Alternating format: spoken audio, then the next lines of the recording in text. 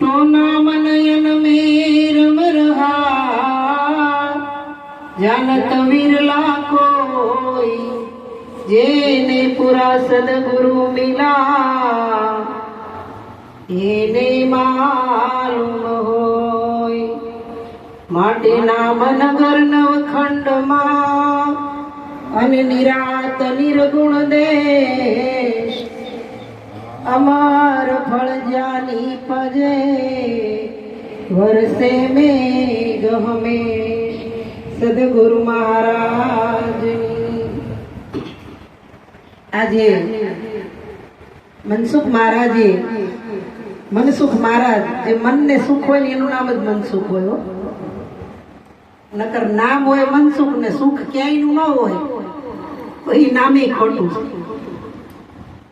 મનસુખ મહારાજે ભજન ભાવ રાખી અને સંતોને બોલાવી આનંદ કરાવ્યો, કારણ કે આનંદ છે એ જ પરમાત્માનું સ્વરૂપ છે। પણ નક્કી ક્યારે થાય?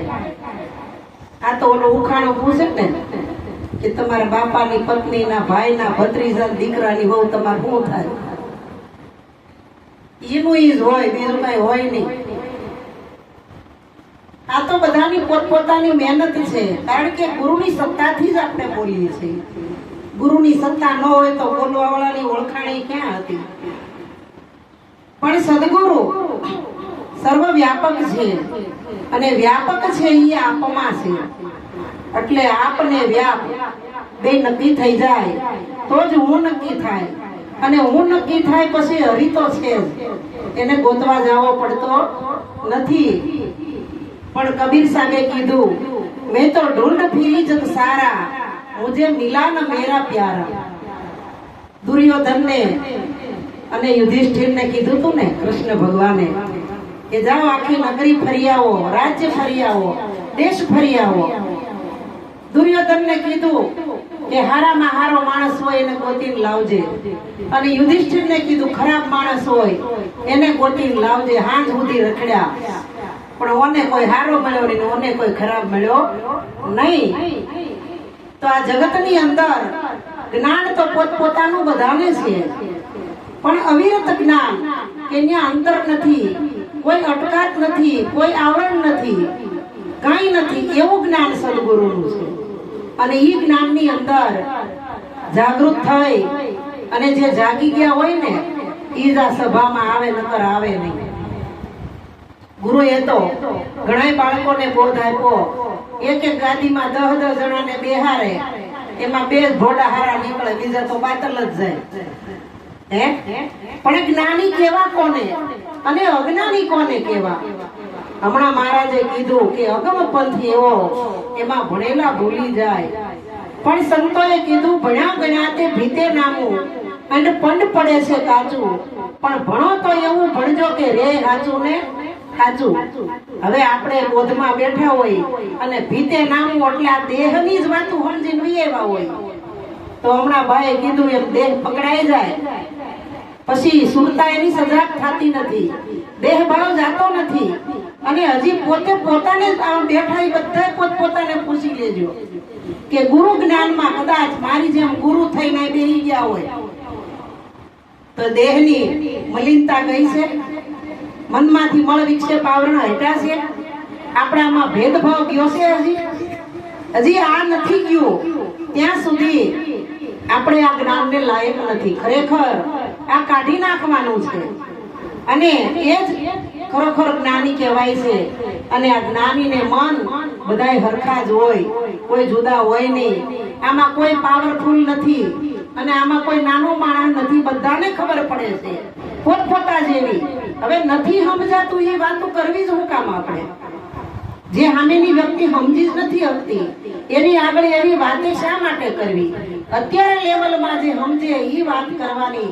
લાલજી મહારાજ જેને માઇક આપતા ને એને પહેલા સૂચન કરતા કે સભા સમય અને સંજોગ જોઈને વાત કરજો, તો વાત તમારી ગ્રહણ કરશે, નકર વાત બાજુમાં ફીનવાઈ જાય। એટલે કહે છે 100 શ્વાન ભેગા થઈને હું કરતા ફરે, શ્વાનની વાત કોઈ સમજે નહીં, જ્યાં જાય ત્યાં જાય થાય હડે હડે। ઓ કૂતરા ભેગા થઈને ભણતા હોય એની મસ્તીમાં હોય, એકાબીજા શું કહેતા હોય એને ખબર હોય, આપણને થોડી ખબર હોય. અને આપણે શું કરતા હોય એ કૂતરાને ન ખબર હોય. એવી રીતે ગુરુ મહારાજ જે વાત બતાવી છે, ખરેખર મહારાજની વાત સત્ય છે કે આપણને પણ વિચાર આવવો જોઈએ કે દિવાલ કેવી જોઈએ. આવો બેન આવો, કેદુના નહોતા એવા, પણ દિવાલ બોલે. હા બોલે. ગુરુ મહારાજે કીધું કે અણુએ અણુમાં ઈશ્વર બોલે છે. તો અણુએ અણુમાં બોલતો હોય તો દિવાલમાં કેમ ન બોલે? પણ એ બોલવાનું જે આપણે આશા રાખીને એ વ્યર્થ છે. અને જે ગુરુ મહારાજે બોલવા વાળો ઓળખાયો ને ઈ સત્ય છે. પછી તો આ તો બાપા એક વીરડો હોય અને એ વીરડો ગાળી લીધો, સરસ મજાનું ડોળું પાણી બધું નીકળી ગયું, તાજું પાણી આવ્યું અને બે બેનપણીઓ વાતો કરતા કરતા ધારે સાર્યું કે વાટકોક લઈ ગયા હોય ને એમથી હેલ ભરતા, વીરડામાંથી હેલ ભરતા ભરતા હેલ ભરાઈ ગઈ, છલકાઈ ગઈ અને છતાંય વાતુના કપોટામાં એટલી વળગી ગઈ ને તે સાલ્યા ધ્યાન નો રહ્યું, મંડી ઊંડા ભરાવા પાછો વેકરો આવવા માંડ્યો. આ જ્ઞાનનું એવી રીતે જ છે કે ગુરુ મહારાજે જે જ્ઞાન આપ્યું ને એ અવિરત જ્ઞાન છે. એમાં સદગુરુ મહારાજ કે રાતે દૂધ જમાયું હોય અને 10 વાગે ઉઠો, 11 વાગે ઉઠો, 12 વાગે ઉઠો, સીબુ ખોલી ખોલી આંગળીઓ ગોળા કરો, જવું કે નહીં, જવું કે નહીં, જવું કે નહીં, સવાર સુધી નો જવે, કરહરું થઈ જાય. એમાં જ્ઞાન માર્ગમાં પણ એવું છે કે આપણે આમાં જેટલી હળી કરશું ને એટલું બીજા બ્રહ્મા પડી જાય, એને ઊંડી ખબર ન પડે. એટલે સંતો કહે છે અવળું છે સવળું છે સમજણમાં સંતો, તો આ સંત મળીને ખોળે. આપણે અવળું હું કામ ગોતું? અને આ બધું તો બહુ જ્ઞાની પ્રખર જ્ઞાનીની સભા હોય ને ચેતન મહારાજ ત્યારે આ વાત કરાય તો કદર કરે. કારણ કે આ તો હજી બધા પાપા પગલી કરવા વાળા છીએ આપણે. આમાં ડગ કેટલાક ભર્યા છે. હજી દર શનિવારે ભજનમાં આવીએ અને લ્યો ભજન એ મનસુખ મહારાજે બપોરે 12 વાગે નાખ્યું આ ફોલ્ડર. ઈ નક્કી નથી થતું અઠવાડિયામાં આવતા શનિવારે ક્યાં ભજન, એમ આવતા ગુરુવારે ક્યાં ભજન, કેવું પડે છે. એટલે આમાં સંતો કહે છે ભાવ જગાડો. પણ ભાવ ક્યારે જાગશે? કે જ્યારે ભીતરનો ભાવ પ્રગટ થાય ત્યારે ભાવ જાગશે. અને આ દુનિયા છે ને ભાવને જ ઓળખે છો. વસ્તુ તમે 100 મણ કપાનો ઢગલો બતાવો, ઢગલો જોવા આવે વેપારી, પણ એ નક્કી શું કરે? ભાવ નક્કી કરે. અને એકાબીજાને મેળ આવે તો ઈ વેચાણ થાય, નકર વેચાણ થાય નહીં. એમ સંતો કહે છે આ ભક્તિ છે એ ભાવની છે અને જ્ઞાન છે એ ગરીબીનું છે. ગરીબી ગ્રહવી પડે આમાં. વજીર સાહેબે કીધું ને, ગરીબી ગ્રહો તો તરત હાથ આવે, એ તો દેખાય દિલના દર્પણમાં પીર પાસે બેઠેલા પડદામાં, એ તો બોલે બોલાવે સબ ઘટમાં પીર પાસે બેઠેલા પડદામાં. ગરીબી કેવી રહી? કબીર સાહેબની વાત આપણે વારે વારે કરીએ કે સાહેબને આમંત્રણ નહોતું તોય સંતની સભામાં જઈને બેઠા.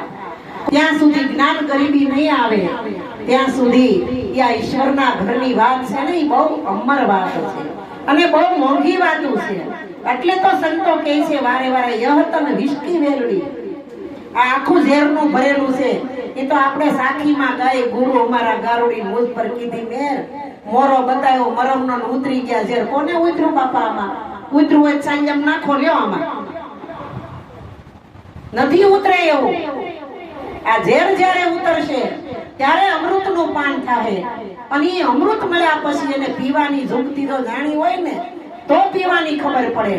નકર સંતોએ કીધું અમૃત મળ્યું પણ પીધું નહીં, પીવાની ઝૂકતી નો જાણી. કાં તો આ ઘટમાં ગયું નહીં, કાં પીવામાં આવ્યું પાણી. આપણે એક જગ્યાએ ઈશ્વર છે એવું નક્કી કરાય એવું નથી. એક લાલજી મહારાજ જ સત્ય વસ્તુ બતાવી શકે એવું કહેવાય એવું નથી. કે ઠાકરસિંહ મહારાજ જ સત્ય બતાવે એવું કહેવાય એવું નથી. બીજાને કોઈને નથી જ્ઞાન એવું કહેવાય એવું નથી. આ જગતની અંદર જે સદગુરુનું બાનું પહેર્યું છે અને જેને પહેરાયું છે ઈ કઈ જેમ તેમ તો હોય નહીં ને. કઈ રોડે હાલા જતા હોય એના થોડા કઈ સાદર ઓઢાડી દે છે કે આલ્યો તમે ગુરુ બની જાવ, બોધ કરવા માંડો. હે જેમ સમય આવે એમ ફળ પાકે. જ્યારે ઋતુ આવે ને ત્યારે આંબા ઉપર મોર આવે. મોર આવે અને જો આંબો ફૂલાઈ જાય, આહાહા મારામાં કેટલો મોર આવ્યો, અને ઈ આવીને ઝૂલવા માંડે તો ખરવા માંડે. ઈ ખરેલો મોર પાછો ચડે નહીં. અને એમાંય જો કોક બચી જાય તો નાની નાની ખાખડીઓ આવે.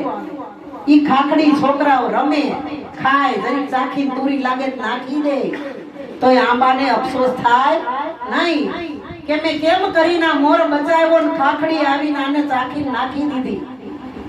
આંબો કાંઈ ન બોલે. એવી રીતે સદગુરુ છે ને, ઈ સર્વ વ્યાપક છે. શિષ્ય બોધ લે તોય ભલે, નો લે તોય ભલે, સમજે તોય ભલે, નો સમજે તોય ભલે, ગુરુ પદ તરીકે માને તોય ભલે, નો માને તોય ભલે. કારણ કે આ જગતનું કોઈ નક્કી નથી. આ જગતની અંદર કાળા માથાના માનવીનું કોઈ નક્કી નથી. જેમ પતંગીઓ રંગ ફરે ને એમ ઘડીએ ઘડીએ રંગ બદલાવે છે.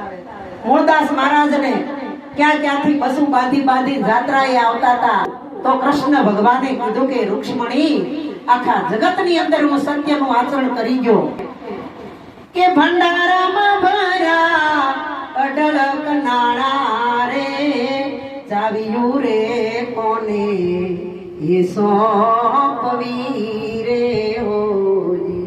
આ ખેતરમાં પાક્યા અઢળક દાણા રે, આર ખોપા કોને હોપવા રે હોજી. નથી આટાવાળી અને નથી છોગાવાળી રે, મારી માથે પાઘડી હાવ સાદી અને સુવાળી રે, પાઘડી રે કોને આહો પવી રે હોજી. આ દુલાકાર ભજન કેવું ગાઈ ગયા કે ભંડારામાં ભર્યા અઢળક નાણા, ચાવ્યું કોને ઓપવી. આ ભજન ગાતા ને ત્યારે લાલજી મહારાજ ધ્રુસકે ધ્રુસકે રડતા. હાવ સાચી વાત છે. અને ગુરુ મહારાજ પોતાના સ્વ મોઢે કહેતા કે આ તો આપ્યું છે, આમાંથી એકાદો તો નીકળશે ને. ગુરુને ઉજળો કરવા વાળો એ વિશ્વાસથી. પણ સંતો કહે છે કે વિશ્વાસુ નરને નવ વેડો, માણા રાજરે નરને નુગરાનો નેડલો ન કરીએ. આ તો જેનો જેવો સંગ થાય એવો એવો રંગ લાગે. પણ રંગ તો ખરેખર પોતે પોતાનો રંગ લગાડવાનો છે.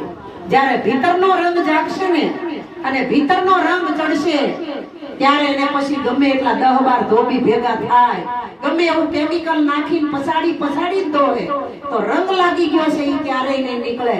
પણ અધકચરો લાગ્યો હશે ને એને ઘડીક આ હારું લાગશે, ઘડીક આ હારું લાગશે, ઘડીક આ જ્ઞાની લાગશે, ઘડીક આ જ્ઞાની લાગશે.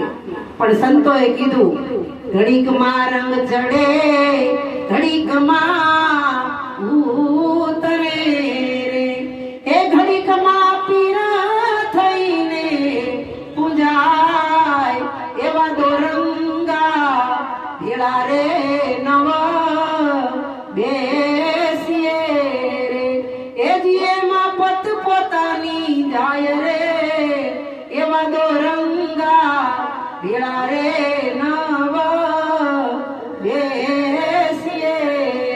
આ તો આપણે એક રંગના છીએ, એક પાથરણા ઉપર બેઠા. આ અલખનું પાથરણું છે, આ સત્યની ચાદર છે, અને આ જ્ઞાનનો ઓટલો છે. ખાલી ઓલાને જ નહોતો ઓટલો, આયલો આપણો ઓટલો ગુરુ મહારાજે હકાયો. પણ સત્ય આપણી આચરણમાં હોવું જોઈએ. નકરી સત્યની વાતો કરીએ ને આપણા કોકને વખાણ કરે ત્યાં ફૂલાઈ જાય. પણ આ આંબો ખાખડી આવ્યા પછી થોડીક આખી કેરીનું આથણું થાય ને ઈ કેરી આવે તોય આંબો ન ફૂલાય. કે હમણાં મને કુણી ભાળી તોડી મારી કેરીનું આથણું કરીને આ 12 મહિના ખાય મોજ કરશે, આંબો ન ફૂલાય. આંબો ફૂલાય તો ગયો. એટલે સંતોએ હાર એટલે જ પહેરાવે છે. હાર પહેરાવીને સંતો ઈશારો કરે છે, જો આ ફૂલના હાર પહેરાવે ફૂલાઈ જાય તો ગયો. કારણ કે હવા ચડી ગઈ અને હવા નીકળે ને એની પૂજા થાય, બીજાની પૂજા થાય નહીં. અને હાર એટલે લાલજી મહારાજ વારે વારે કહેતા કે હાર છે ને એ એક સંતોના સન્માન ખાતર છે. પણ આમાં જો ન ફૂલાય અને તારી અંદર અહમ ન આવે અને તું પરમાત્માના ઘરમાં ઓગળી જાય ને તો તારી વાહે આવી હજારોની હાર થાય. આ હારનો નિયમ છે, બાકી હારનું કાંઈ નથી. અને હું તો એમ જ કહું છું કે વખાણ કરે ને એને વેરી જાણવા, અને નિંદા કરે એને નારાયણ. આપણી નિંદા કરે ને આપણો ભગવાન થઈને આવે. ચેતન મહારાજે હમણાં કીધું કે નિંદા કરે એને 3 વખત નમન કરજો, કારણ કે ઈ નો હોય ને, હારો નો હોય તો મોળાની કિંમત નો થાય, અને મોળો નો હોય તો હારાની કિંમત નો થાય. આમના કીધું રાજકારણમાં કોંગ્રેસ ને ભાજપ બે જ હોય તો લડાઈ કોઈ જામે નો જામે. અને એક કડીએ બધાય આપણા છે ને આપણે બધાયના છે. એટલે આ બધું ગ્રહણ કરી અને આપણે બધાએ ભજન ભાવ રાખવાનો છે, કારણ કે ભજન છે ને ઈ જ આપણા માટે હવાયું છે. ગુરુ મહારાજે કીધું તમે ભજન હવાયા કરજો. ગુરુ મહારાજે તો એક ભજન કર્યું ને આપણને હવાયું ભજન આપ્યું, પણ આપણે હવાયામાં દોડડાયા થવા જઈએ ને એમાં આપણું ભજન વિખાઈ જાય છે. અને પછી આવે વાવાઝોડું ને રમેશભાઈ, ઈ વાવાઝોડામાં જો એકેય કેરી નો રહી ને તો અટાણે 4000 રૂપિયા આપન તો પાકલ કેરી ખાવા મળે નહીં. પણ આંબાને કેરી આવે, રાજાપુરી આંબાને તો આવડી કેરી આવે, નાળિયેરી આંબાને તો આવડી કેરી આવે. ઈ કેરી આવે જો આંબો ફૂલાઈ જાય ને ઈ ઊંચો જવા જાય, જઈ શકે ના જાય. કેરી આવે ને ફળ આવે એટલે આંબો નીચે નમે. એમ સંતો કહે છે ઊંચા ઊંચા સબ ચલે પણ નીચા ચલે નહીં કોઈ. એક બાર જો નીચા ચલે તો, એક બાર જો નીચા ચલે તો वो सबसे ऊंचा होई राम रस. ऐसो है मेरे भाई जो कोई पीवे अमर हो जावे. તો આપણને ગુરુ મહારાજે નિરાતનું જ્ઞાન આપ્યું છે, અને અમરાપુરનું આપણો વાસે પણ અમરાપુરમાં છે. તો આપણે આવા અમર થઈ ગયા, અને ગુરુ મહારાજે અમર પછેડો ઓઢાડી દીધો છે. હવે આ પછેડો ઓઢી તારે જ્યાં જગ્યા મળે ત્યાં હુઈ જાજે, અમર પછેડો ઓઢાડો. હવે તને બીક કોની? પણ આપણે એવા છીએ કે ટાટિયા મારી કા ફાકા પાડી દઈને, કા આઘો કરી દઈને, કા આજુબાજુ કરી દઈને પછેડો ઓઢી રાખતા નથી. પણ આ પછેડો જો ઓઢી રાખો ને તો ભાવ, પ્રેમ, દયા, કરુણા, આદર, સત્કાર આ બધું જાગે આપણી અંદર.